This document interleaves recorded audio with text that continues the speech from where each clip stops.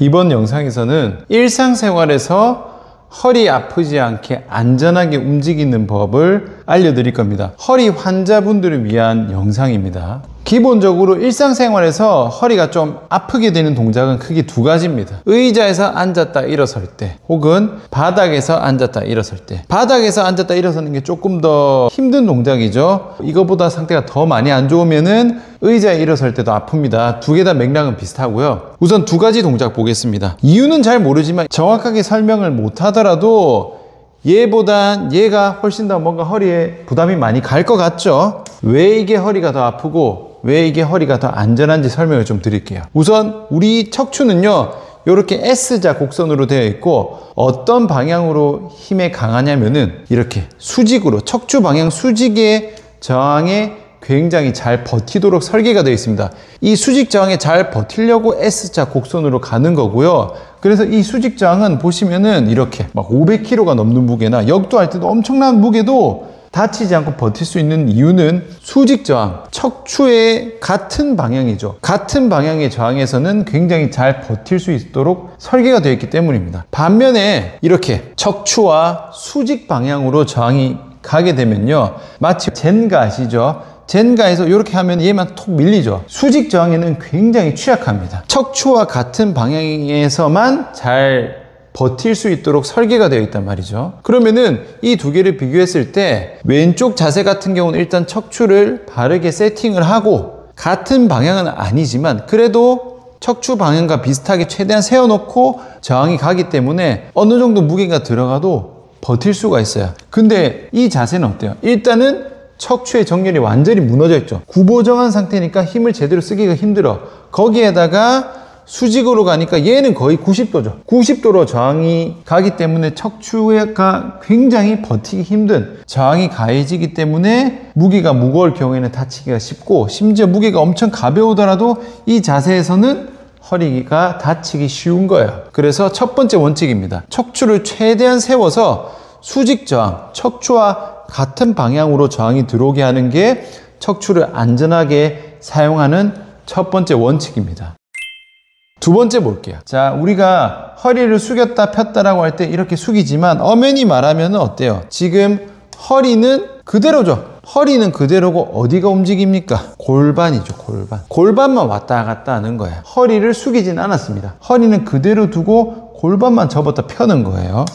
이 동작이 굉장히 중요합니다. 왜냐면, 자, 요 동작 한번 볼게요. 왼쪽, 오른쪽 비교해 볼 건데, 왼쪽 같은 경우는 허리를 펴서 골반을 접었죠. 그러면 일어설 때 골반을 펴기 때문에 어디를 쓰냐면 엉덩이 근육을 씁니다. 엉덩이 근육. 근데 여기선 어때요? 골반이 하나도 접히지 않았죠. 그냥 골반은 그대로 서 있고 허리만 숙였기 때문에 일어서면 어떻게 됩니까? 허리만 쓰죠. 요때는 허리를 쓰게 됩니다.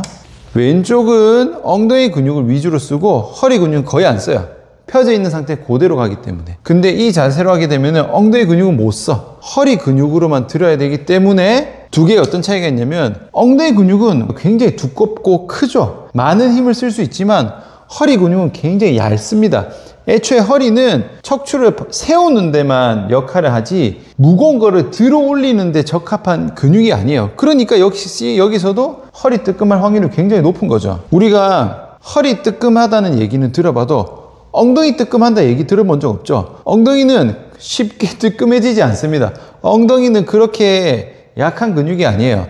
엉덩이 근육을 쓰는 겁니다. 그래서 두 번째 원칙입니다. 허리를 움직이는 게 아니라 고관절을 움직여서 허리 근육이 아닌 엉덩이 근육을 쓰게 해야 됩니다. 그래서 의자에 앉았다 일어서든지 바닥에 앉았다 일어서든지 두 가지 원칙, 척추를 세우고 고관절을 움직여서 허리에 부담이 가지 않게 안전하게 허리를 움직여야 되는 거예요. 근데 보시면은 대부분 이 두 개의 동작에서 허리가 아픈 분들은 이 두 개의 원칙이 다 무너져요. 구부정하게 고관절을 안 쓰고 그대로 허리로만 들어 올리니까 허리가 계속 아픈 겁니다. 그래서 이 두 가지 원칙으로 이 두 가지 동작을 어떻게 하는지 제가 설명을 좀 드릴게요. 먼저 의자에 앉았다 일어서는 동작입니다. 허리가 아픈 분들은 보통 어떻게 하냐면 앉을 때는 일단 괜찮아요. 근데 일어설 때 어떻게 하냐면 이렇게 일어나죠. 숙여놓고 아이고리야 아이고리야 이렇게 됩니다. 제가 척추를 세우고 고관절을 써라 했죠. 근데 일단은 다 숙여. 일단 다 죽였어요. 일단 척추 세우는 원칙 무너졌죠. 이 상태에서 일어서는데 고관절을 쓰려면은 이 고관절을 접었다 폈다의 움직임이 나와야 되는데 이 상태에서 어떻게 합니까? 일단 다 펴. 그럼 아까 제가 그림에서 보여드렸던 요 자세가 나오죠. 고관절 이미 다 썼잖아. 그럼 이거 뭘로 일어나요? 허리로만 일어나는 거야. 그러니까 허리가 잘 안 펴지죠. 특히 장요근 타이트한 분들은 여기가 잘 안 펴져. 그러니까 아이고 이렇게 간단 말이에요. 한참 있으면 얘가 풀리죠. 이게 문제입니다. 먼저 동작을 배워볼게요. 발의 위치입니다. 척추가 세워지고 고관절을 쓸 수밖에 없는 자세를 만드는 게 중요하거든요. 발이 멀어질수록 보세요. 저도 잘 못 일어나요.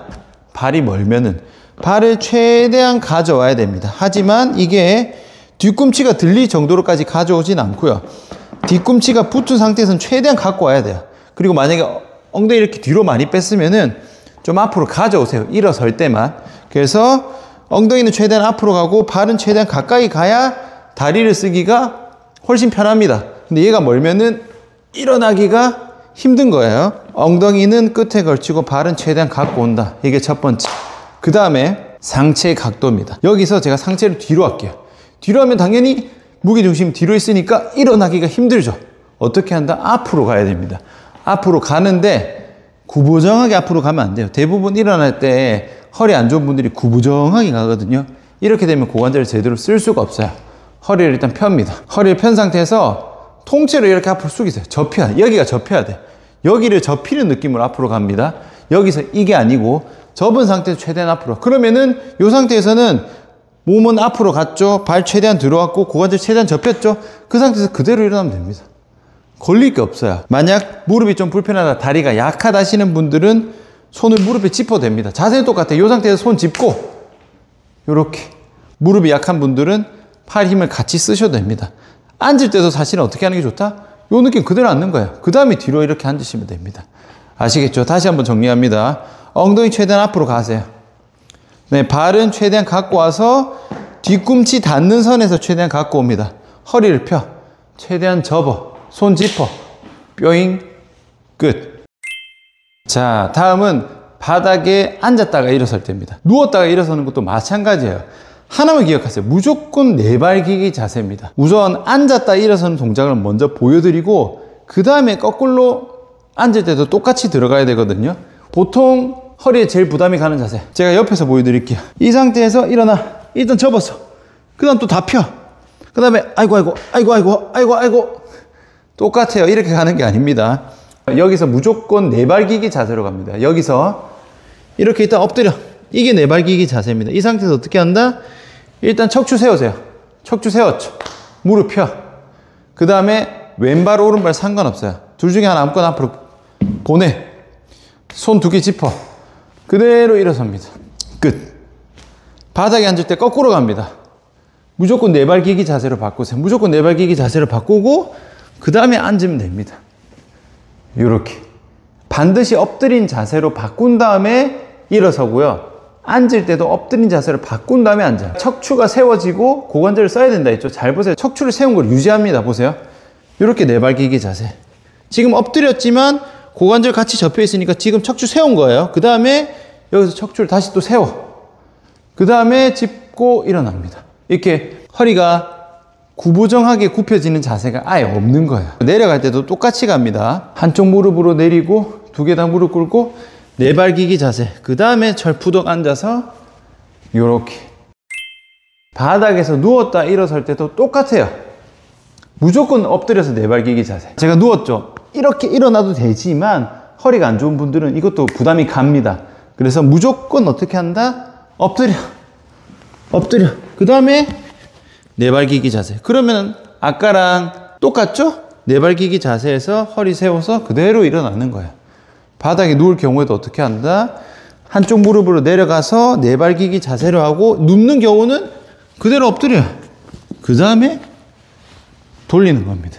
다시 한 번 더 보여드릴게요. 무조건 내발기기 자세. 바닥에서는 엎드려서 내발기기 자세하고 한쪽 무릎 세우고 그대로 일어납니다.